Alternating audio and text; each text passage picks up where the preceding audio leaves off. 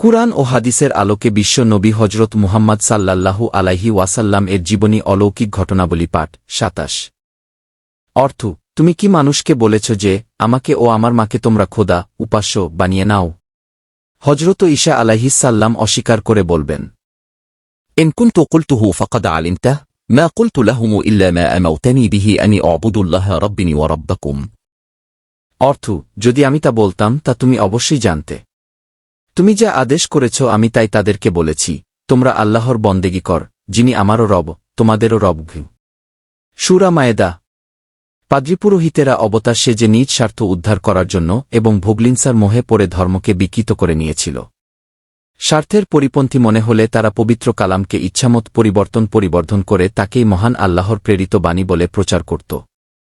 পবিত্র কুরআনে আছে, ويقولون هو من عند الله وما هو من عند الله ويقولون على الله الكذب وهم يعلمون।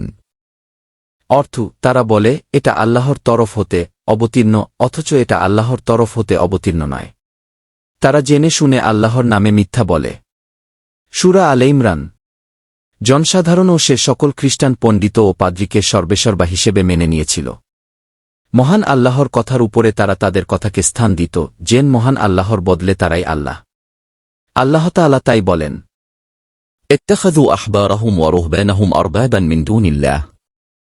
অর্থ তারা আল্লাহকে ছেড়ে তাদের পণ্ডিত ও সন্ন্যাসীকে প্রভুরূপে বরণ করে নিয়েছে। সূরা তবা। ইংরেজ লেখক মিস্টার সেল তার রচিত কোরআনের তরজমার ভূমিকায় উল্লেখ করেছেন, গির্জার পাদ্রীরা ধর্মকে শতধা বিভক্ত করে রেখেছিল। তাদের জন্য সমগ্র দেশ প্রেম প্রীতি ভালোবাসা সদ্ভাব ও সততা সবই বিলীন হয়ে গিয়েছিল। আসল ধর্মকে তারা ইচ্ছেমত নিজ মতবাদ অনুযায়ী বিকৃত করে সব সময় ঝগড়া ফ্যাসাদে লিপ্ত থাকত। সিরাতুন্নবী। পাদ্রীদের পদের লোভ সম্বন্ধে মিস্টার সেল বলেন, পশ্চিমাংশের কেন্দ্রীয় গির্জার বিস্পের পদ নিয়ে একবার ডমিসাস ও আর্সিসিনাস ধর্মগুরুদ্বয়ের মধ্যে রীতিমতো যুদ্ধ শুরু হয়ে যায়। ডমিসাস জয়ী হবার পর গির্জায় আর্সিসিনাসের ভক্ত ৩-৭ জন শিষ্যকে মৃত অবস্থায় পাওয়া যায়। খ্রিস্টান ধর্মগুরুদের নৃশংসতা ও পৈশাচিকতা সম্বন্ধে ইংরেজ লেখক মিস্টার গিবন তারই লিখিত কি রোম সাম্রাজ্যের উত্থান ও পতন গ্রন্থের ৩য় খণ্ডে লিখেছেন। খ্রিস্টানদের প্রধান পুরোহিত সেন্ট একদিন সাদল বলে নিরস্ত্র একদল ইহুদিকে আক্রমণ করে তাদের অনেককে হত্যা করে সমস্ত সম্পদ ছিনিয়ে নিয়ে যায়, শেষে তাদের ধর্মস্থান কলিশা-কে ধ্বংস করে দেয়। বিশিষ্ট ইতিহাসবিদ মিস্টার গিবন বলেন, ঈসাই দুদলে অনবরত যুদ্ধ লেগেই থাকত। ধর্মের নামে সে কি তুমুল যুদ্ধ! শেষে দেখা যায় বিজয়ী দল বিজিতদের ৬-৫-০০০ লোককে নির্বাসিত করেছে। রোম সাম্রাজ্যের উত্থান ও পতন। পাদ্রীদের অর্থলীলা কত বেশি ছিল, হজরত সালমান ফারেসি রাদিয়াল্লাহু আনহু এক ঘটনায় তা উল্লেখ করেছেন। তিনি বলেন, আমি অগ্নিপূজা ছেড়ে খ্রিস্টান হলাম। এক গির্জায় ধর্মগুরুর হাতে ধর্মান্তরিত হয়ে আমি তারই সেবায় নিয়োজিত থাকতে চাইলাম, কিন্তু তিনি কিছুতেই রাজি হলেন না। বহু অনুনয় বিনয়ের পর অনুমতি পেয়ে আমি সেখানে থাকতে লাগলাম, কিন্তু তার কাজকর্মে আমার অন্তর ক্রমেই বিষাক্ত হয়ে উঠেছিল। কিছুদিন পর হঠাৎ তার মৃত্যু হলে লোকজন মহাসমারোহে তাকে দাফন করতে এল। দুষ্টের প্রতি এত ভক্তি দেখে আমার তা একদম সহ্য হল না। তার সকল কুকীর্তি আমি জনসাধারণের কাছে প্রকাশ করে দিলাম। মহান আল্লাহর নামে যে সকল সক্কা গরিবদেরকে দেয়ার জন্য লোকজন তার হাতে দিত, সে তা নিজের ধনভাণ্ডারে জমা করা, একথাও বললাম।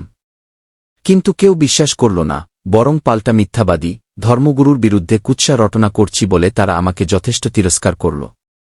হজরত সালমান ফারেসি রাদিয়াল্লাহু আনহু বললেন, ঝগড়ার দরকার কি?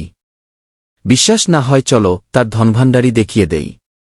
তারপর তিনি সমাজের বিশিষ্ট কয়েকজন সহ একটি আধার ঘরে গিয়ে পাদ্রীর গোপন ধনভাণ্ডার তাদেরকে দেখিয়ে দেন। ৭টি মক্কা সুবৃহৎ পাত্র পূর্ণ সোনারূপা এবং জনগণের দেয়া জিনিসপত্র সেখানে পাওয়া যায়। এসব দেখে জনগণ ক্ষেপে উঠে এবং তাকে ভণ্ড প্রতারক বলে গাল দিয়ে দাফন না করে লাশ শুলে চড়িয়ে এই ভণ্ডামির প্রতিশোধ গ্রহণ করে। পাদ্রীদের স্বার্থের ফাঁদে পড়ে খ্রিস্টান ধর্ম তার আসল রূপটা হারিয়ে ফেলেছিল। তার উপর মিস্টার পল নামক এক ইহুদি খ্রিস্টধর্ম গ্রহণ করে তাদের মধ্যে বেশ প্রতিপত্তি লাভ করে। সে খ্রিস্টবাদ এবং ইহুদিদের সমন্বয়ে তার ইচ্ছামতো বাইবেলের বিশেষ অংশ কেটেছেটে গোজামিল দিয়ে নিজের পছন্দমত লিখে নেয়। ফলে বাইবেল বিকৃত হয়ে যায় এবং তার প্রকৃত রূপ ও বৈশিষ্ট্য হারিয়ে ফেলে।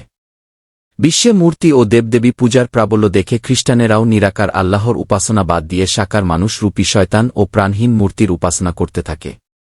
শেষ পর্যন্ত কিছুই ঠিক করতে না পেরে তারা ঈসা আলাইহিসসাল্লাম ও তার মাতা মারিয়ামকেই নানাভাবে পূজা করতে থাকে।